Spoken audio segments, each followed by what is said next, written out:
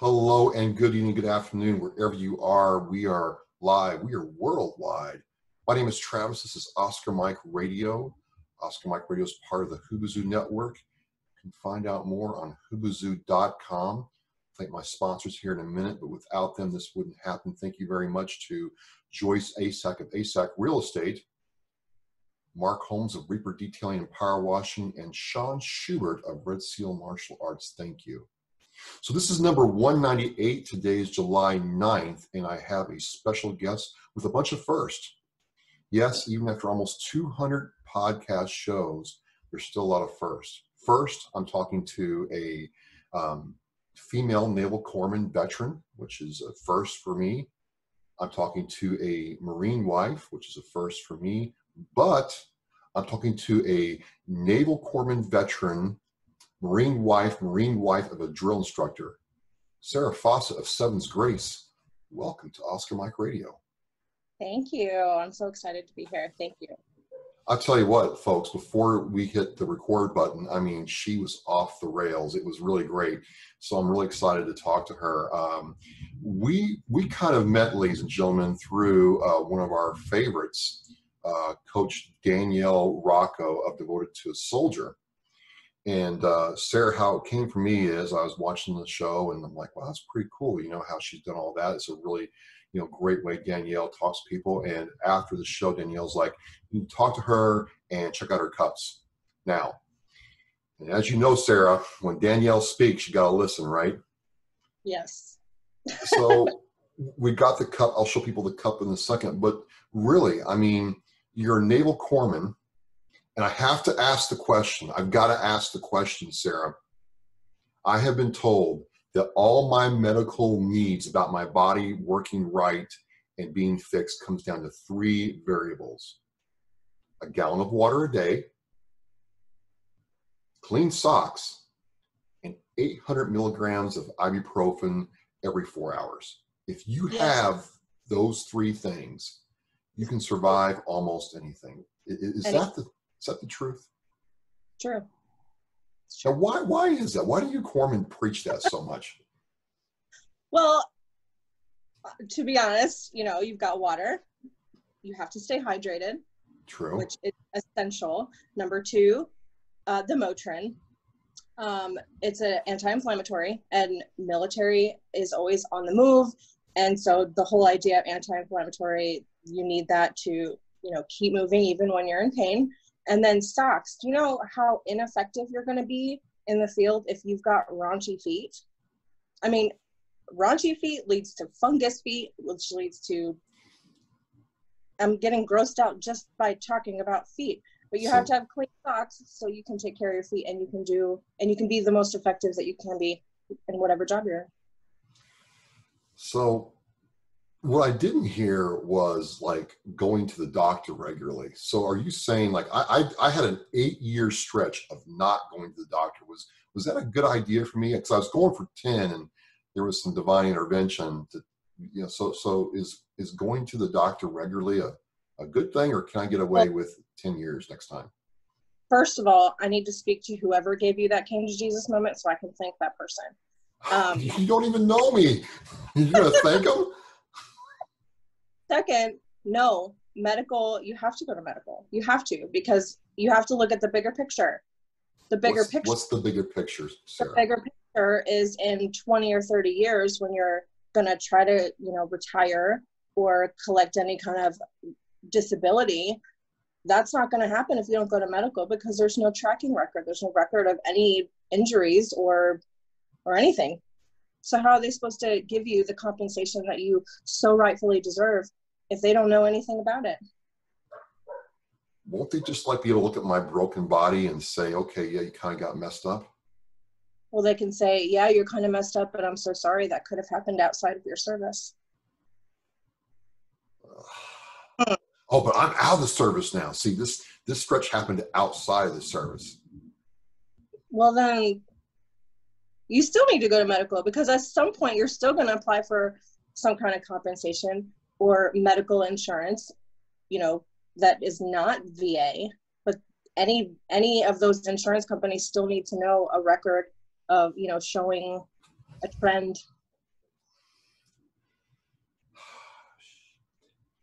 Just suck it up Folks, and go to the. folks, she's not buying what I'm selling here. I don't know what to tell you. No. Because see, I go to medicals, I go to the doctor, and you know, these nurses got ticked. I'll tell you the story. They got mad that I hadn't been in 8 years. I mean, like they got biblical, right? I'm getting a talking to. I'm like, wait a minute, I'm a patient here. I mean, I don't even want to be here. So they take my blood pressure. It's like, you know, 108, 110 over 70. It was one. I remember it was 110 over 67, and the nurse checked it again because she's like, wait a minute, you are in. That's fantastic. Yeah. She's like, took my heart rate. She's like, called her nurse practitioner in, the doctor. They're like, you're like a picture of health. Cholesterol of like, you know, 198. Like, okay, they kind of griped about that, but like everything else was like nominal. So I'm like, hey, I can go for 10 years next time. Yeah, wrong thing to say. So you've dealt with Marines being Marines for a while then, right? Mm-hmm. Have you ever worked on any Army dogs or sailors or other sailors or Air Force guys? I mean, Navy sailors, yeah. I've had very little interaction with Army or Air Force, but even Navy corpsmen are stubborn about it. You know, So they know.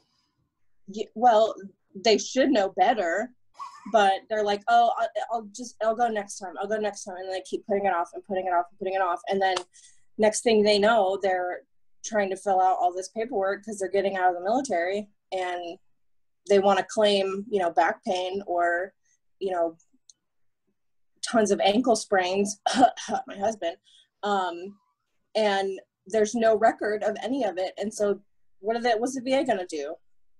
Nothing. This is not going the way I want it to go, folks, but okay, I'm going to try to adjust. I'm going to try to adjust. So this is me looking out for you. Oh, I know. thank you. I can't wait to tell Danny that, you know what? I'd start talking to Sarah, and 5 minutes later, she was thanking the sweet baby Jesus that I was okay. That makes me feel good. So, you know, you deal with Marines, and what is that like, though? Besides just not wanting to go to the doctor, overall, what's it like dealing with Marines as a full-time job? And we'll throw in as a bonus, you're female too. You got to deal with all that as well. What's that like on an average day for you when you were in? Very frustrating. Okay, so it's not so much frustrating for the Marine or sailor themselves, right? It's more, so let me give you the example of Marines that have some kind of sprain or strain, right? And they go to medical like they're supposed to, and the doctor says, you need physical therapy, you know, 3 times a week for 6 weeks. That seems like a pretty average thing for a really bad ankle sprain, right? So the Marine's like, okay, I get out of work, cool. But the chain of command is like, you don't need physical therapy, you're fine. And then they don't go. And then they get another sprain. And then it's an even worse sprain because they didn't get the appropriate treatment the first time. So it's not so much working with the Marines and the sailors that get injured, it's trying to get their chain of command to understand that they actually need this for them to be 100% effective at their job. That's what's frustrating. So what you're saying is that deep down, officers really don't care about us, is what you're saying. No, definitely not saying that. Oh, okay. I was just, because that sounds like, because I had that, you know, experience where a platoon commander thought I was sandbagging one time after a motorcycle accident. He thought I should come back in 5 days instead of the 2 weeks the doctor said, and it was a bad experience.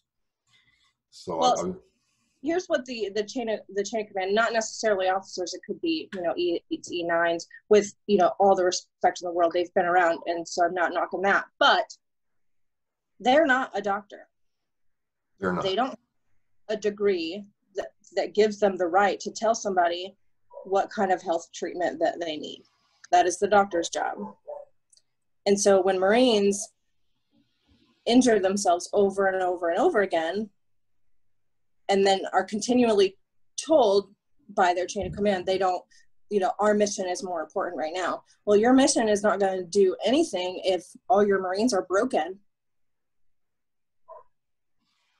Oh, no, I can't fault you there. I mean, and certainly, certainly, I am not saying that officers don't care. It's just the perception sometimes just enlisted, and definitely first sergeants, I'm not so sure about. Master gunnies seem to care, in my experience. First sergeants, I'm not so sure about. Sergeant majors, yeah. So we'll see. We'll see. I mean, I'm sure I'm going to get a lot of hate for that, but I'm like, hey, it's just my experience. But interesting. So the actual giving us the shots didn't really bother you. No. What? Oh. That was easy, huh? Just stick us in, you're done. That was actually, you seem to enjoy that a whole lot. Oh my God. I knew it. We, all the corpsmen do. Don't let any of them tell you that putting Marines through the tiniest little bit of anxiety, is not enjoyable, because it absolutely is. I knew it.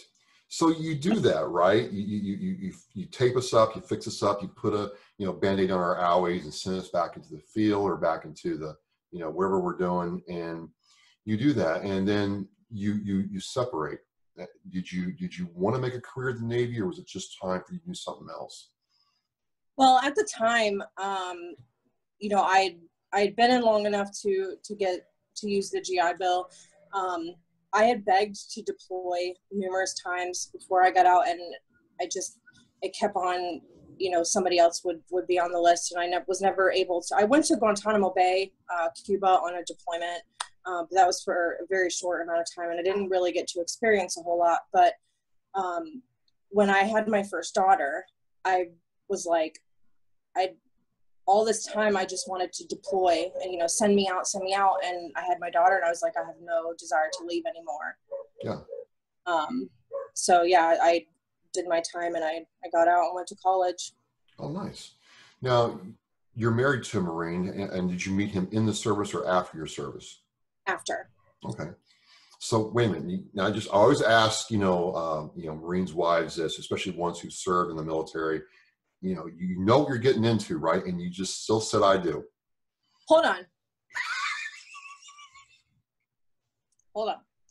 So when we got together, I said, this is not the life I want. I was like, I've lived it. I have an ex-husband that can attest that I've lived it. And so he was actually in agreement. He's like, I'm just doing it, because he had a really rough first couple of years in the Marine Corps, and I think every Marine does. And so he was like, F this, I'm getting out. And it just didn't work out that way. I think what happened to him ends up happening to a lot of Marines, where they don't know what their plan is. They don't have, plan for the backup or what's going to happen. So they just sign another paper for a longer amount of time. And once he signed that his first reenlistment package, the Marine Corps decided, oh yeah, cool, you're going to Japan for 2 years unaccompanied. Wow, talking about the test for the marriage right up front. Yeah. So he deployed, about a year after we were dating. He deployed, and then we got married a couple months after he got back. Went to reenlist, and he actually got 3 years accompanied to Japan. And I was like, no, because, I have 2 children, and I didn't want to go through the battle of fighting and taking them away from their dad, and so I was like, it's just better every way around if I just stay here. The girls can have their mom and their dad, and, we will be fine. So you get out, you meet this Marine, you marry him. The first thing is he's gone for 2 years. That doesn't test the marriage at all, right? No. He comes back, and then, so, you're on billet in a place I'm actually very familiar with, because I went to boot camp in San Diego. Mm-hmm. And what's your thoughts on that? Because I hear all the time from the Parris Island guys that San Diego's a cakewalk, and I tell them, no, San Diego was 3 months of mental torture watching those planes take off. So Around all the I have a unique experience with that too, because while my husband was in Japan for 2 years, I lived on Parris Island, or I lived right outside of Parris Island. So all of my neighbors were drill instructors. I worked at the Naval Hospital there, so I saw it every day. It is like night and day, the differences between Parris Island and MCRD San Diego.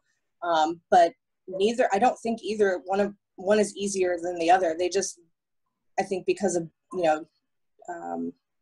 demographics and everything, they have the mountains here and they have swamps there, it's just a different way of training. But I heard a lot about like Hollywood DIs, and how they think that they're movie stars when they become a DI on the depot here.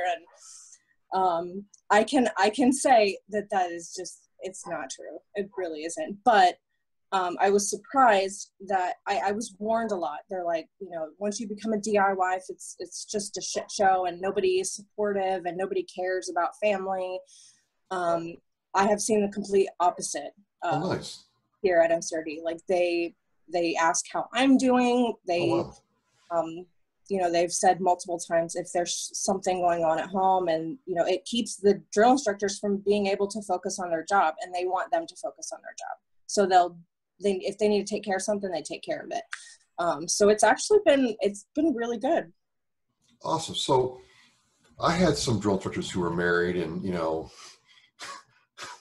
one time one of them said, my wife is not happy that you recruits, he didn't quite say it like that, aren't getting the job done and messing me up. So we got to feel his wife's displeasure very intimately.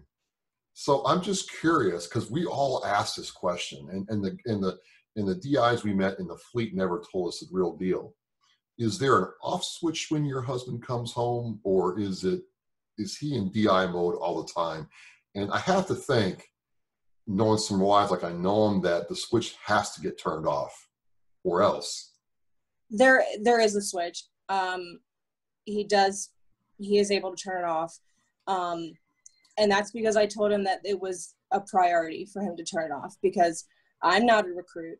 My kids are not recruits, and he's not going to yell at us like recruits. Luckily, he's never even gotten mean. Like, he comes home and he's back to himself, I feel like.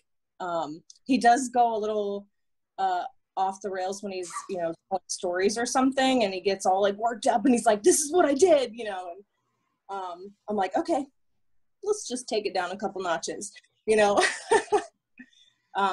but on a sentimental note, like, because he's only home maybe once a week, and that's only for an evening and a morning, he tries to make the extra effort to make his time at home better. Yeah, because people don't understand, right? And I tell people, I say, you don't understand. Those men are pretty much with us 24/7. There's never a time there's not one of them or multiples with you your entire 12 weeks, more than your parents. And if you're not used to that, it's really brutal what they do. And I'm like, wow, that's a really huge sacrifice for the spouses to do that. Yeah. So that's really nice that you have the support from, the command and, your fellow DI, sisterhood. Mm-hmm. Yeah, it's definitely not what I was preparing to just be like any of his other commands. I was preparing to just have to do things on my own and not deal with the command, because it's just been, they don't care, they don't care if he's got some issues going on. He loves being a drill instructor. He loves being on the depot. He loves being here too, but he would never make a false reason, to not be there. And it's frustrating because people that have done that in the past have, put sour taste in leadership mouth, you know. Yeah. Yeah. Well, very, very interesting. So you're in this state now, and Danielle told me that you make these custom cups. And before I show people what you created for me, we go through all that. I had a cup made for me by an Army veteran in Florida. Her name is Becky Tuff. We call her GQ.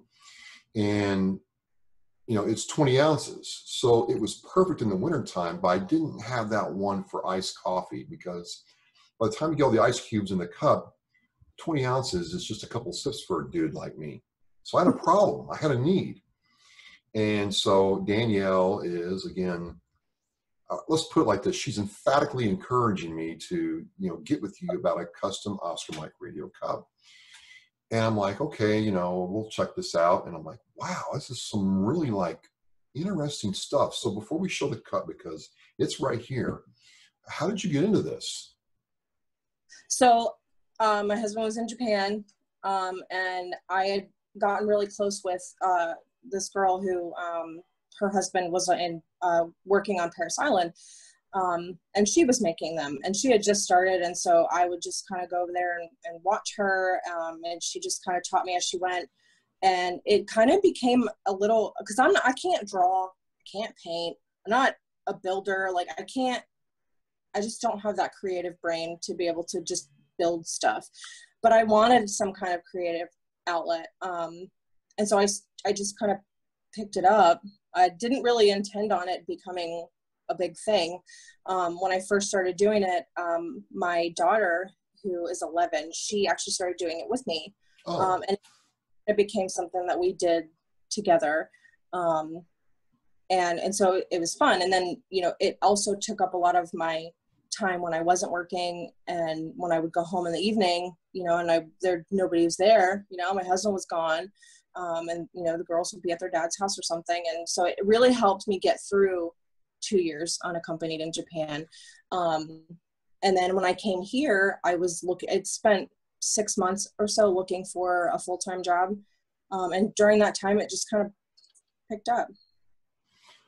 Well, I mean, picked up indeed, because folks, I'm going to have the link to her Facebook page where you can check out some of her work, and it's really, really unique. I mean, and really, really cool. And so I approached you about doing a cup for me, and you know, you never heard of me, you didn't know anything about me. So I'm kind of curious, how did you approach this? Because I really didn't give you a lot of instructions or parameters. Oh, I'm like, you didn't. You just said, here's the website, make some.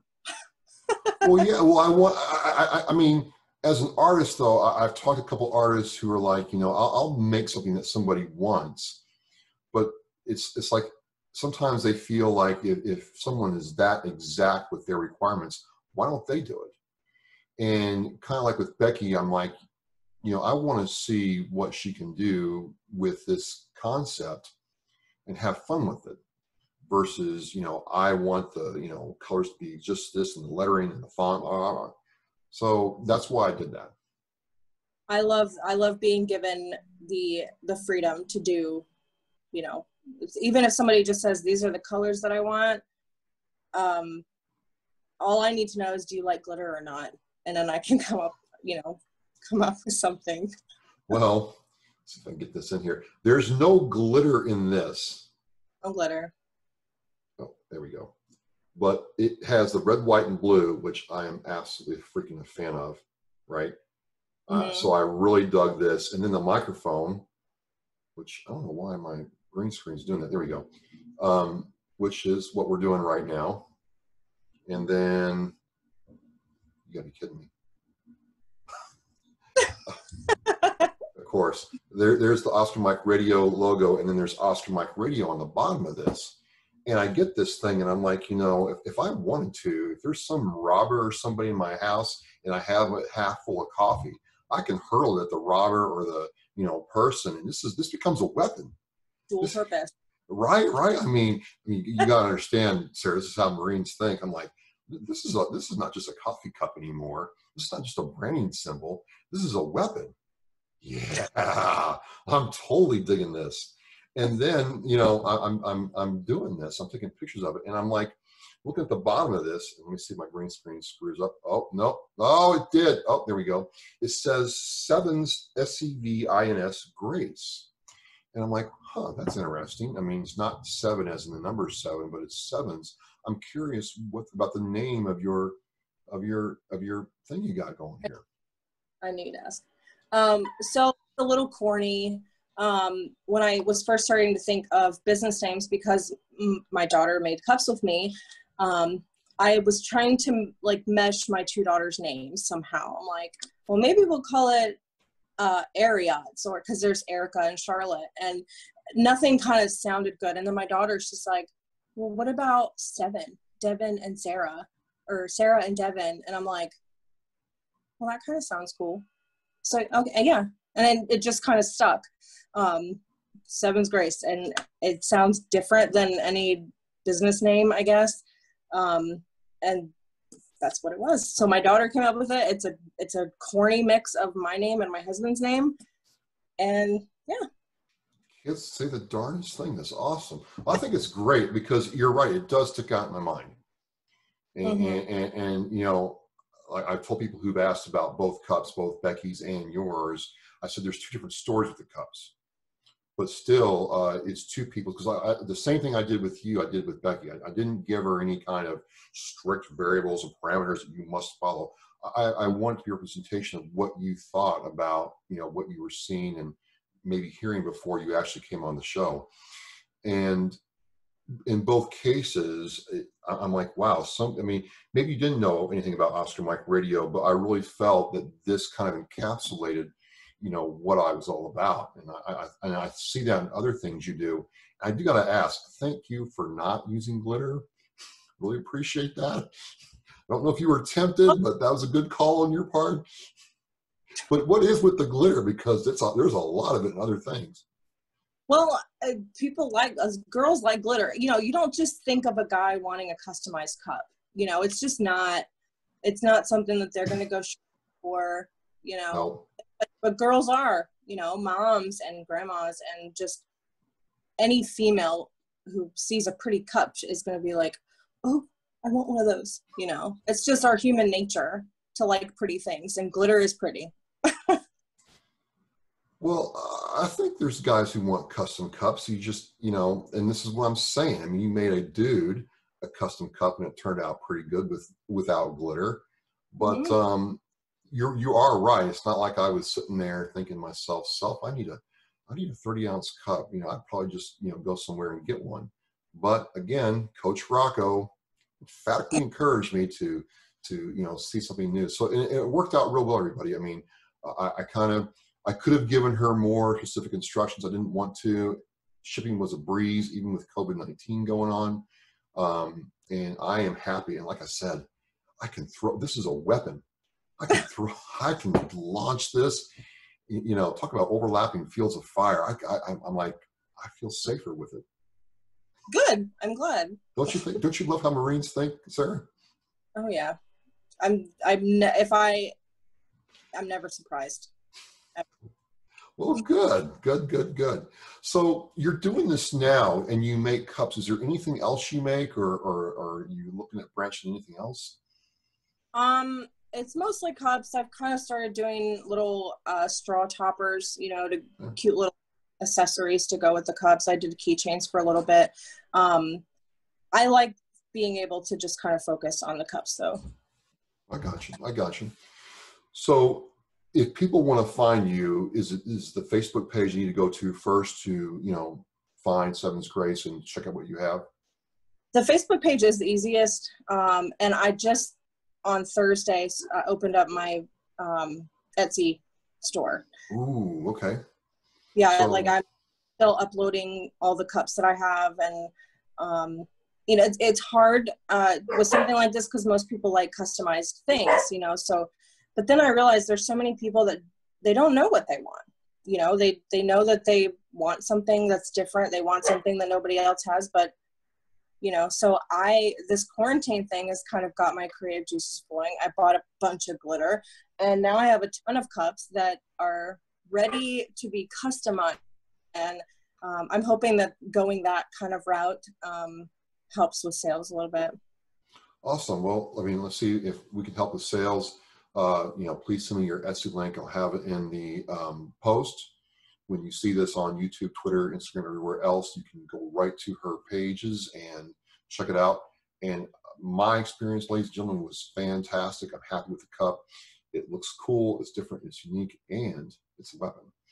So I just always, as starting this out, really enjoy talking to veterans like yourself, Sarah, who were in the service, and so many times people don't understand what it takes to transition out of the service and then find something new.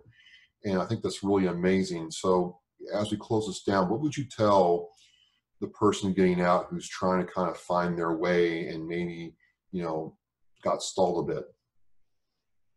Just keep trying different things. Yeah. And I never thought that I would make cups, and step out of your box. Go to college if you think that that's what you need to do. And I think life's too short to be unhappy, especially in your job. I've been very lucky that I have a great full-time job that I absolutely love, and I get to do this too. And so if, for anybody getting out, file your pension and compensation paperwork, go to the doctor. I thought you forgot about that. No. And I right when I got out, I went to college. I spent every bit of my GI Bill. I went and got my master's degree. Very nice. And then I started a regular job, and I started at the bottom. Even though I had a master's degree, I didn't let my head get too big. I was like, I have all this experience and now I have all this education, pay me $25 an hour. I think a lot of people go wrong with that because they're like, you've got all this great experience in the military, and a lot of it does transition into the civilian world, but it's just not that easy to just hop into a really good paying job that you love. Sometimes it takes going to the job fairs. That's how I got my first job when I got out. I went to a job fair and I talked to some HR guy at a table, and they hired me the next week. Everybody's got such different experiences, but start your own business. Awesome. Well, I've learned more about socks, water, and ibuprofen. I've learned that medical is not an option, and compliance treatment is mandatory, I guess. And again, when I got the cup, I wanted you to know that I felt like, wow, here's another connection with a veteran who said to reinvent herself. I'm interested in her story, and I think some of what we talked about can apply to people of any branch at any stage in their career. So thank you so much. Thank you. This was fun. Awesome. Well, I mean, folks, she was jazzed up before she got really jazzed up. This has really been great. We're at 198. I can't even comprehend that, Sarah, because 4 years ago, this was nothing. So I really, to share this with you is really special. I'm going to have all the links to Sevins Grace in the show post everywhere. So there's no excuse why you can't check it out. Christmas is like 5 months and change away. You want to get started early. It is not too early. The holidays, the earlier you order customized stuff, and that's with any business. There's so many brilliant people out there that make brilliant things. But remember, holidays get busy, and so do they. Well, again, just thank you very much. You're an example to those people who say that it's too hard and it can't be done. And certainly I'm very happy with my cup and what it represents for Oscar Mike Radio. And, hopefully, if I get out to San Diego, I'd like to meet up, and you're welcome to come back on here anytime. Awesome. Great. Thank you so much for having me on.